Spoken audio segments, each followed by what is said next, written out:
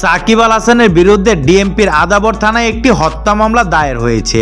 সরকার বিরোধী আন্দোলনে অংশ নিয়ে গার্মেন্টস কর্মী রুবেল নামে এক যুবক গুলিবিদ্ধ হয়ে মারা যান। হত্যার নির্দেশদাতা হিসেবে সাকিবকে মামলার 28 নম্বর এজাহার নামিয়েও আসামি করা হয়েছে।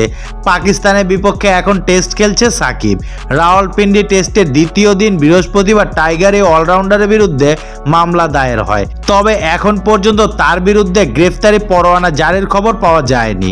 পরোয়ানা জারি হলে সেই ক্ষেত্রে তাকে বাংলাদেশে ফিরলে গ্রেফতার করতে পারে পুলিশ, যদিও তার এই মুহূর্তে দেশে ফেরার সম্ভাবনা নেই বললেই চলে। স্ত্রী পরিবার যুক্তরাষ্ট্রে বসবাস করায় পাকিস্তানের বিপক্ষে সিরিজ শেষে সেখানেই ফিরে যেতে পারেন তিনি।